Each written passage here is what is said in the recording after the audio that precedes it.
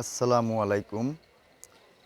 এটা হচ্ছে অভয়নগরের মথুরাপুর গ্রামের বাজারের একটি চিত্র।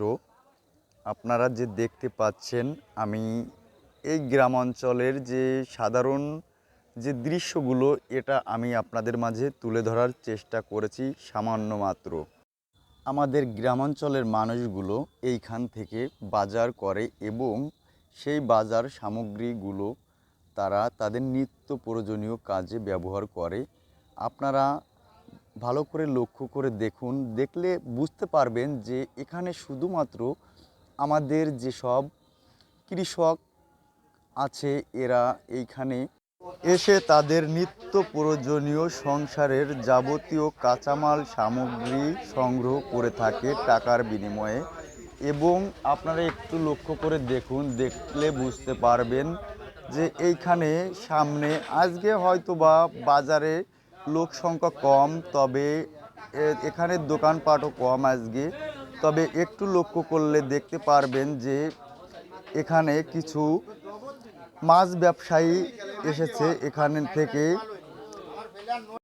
গ্রামের সকল জনগণ এইখান থেকে তাদের প্রয়োজনীয় সামগ্রী, মাছ, কাঁচামাল সংগ্রহ করে থাকে।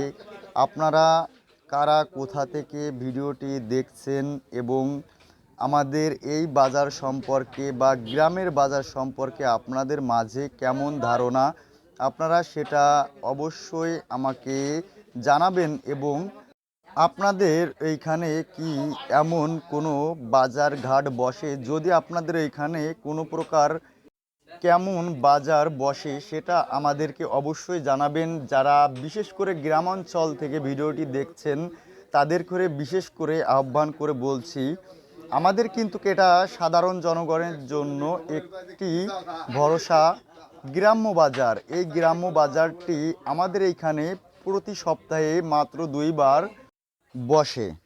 তবে আমাদের এইখানে যে দৃশ্যটি আপনারা দেখতে পাচ্ছেন, এটা কিন্তু একটা ঈদগাহ ময়দানের ভিতর এই বাজারটি বসে।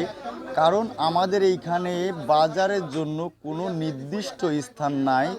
তো আমাদের এইখানের জনগণ এবং এলাকার যেসব কাঁচামাল ব্যবসায়ী আছে, এরা এই স্থানটি এলাকার সহমতে ব্যবহার করছে কাঁচামাল বিক্রয়ের জন্য।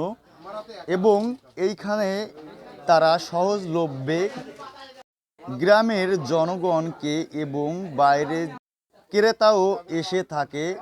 এইখান থেকে আমরা মাছ সংগ্রহ করে থাকি এবং কাঁচামাল পণ্য সংগ্রহ করে থাকি। এইখানে খুব সুস্বাদু টাটকা সবজি পাওয়া যায়।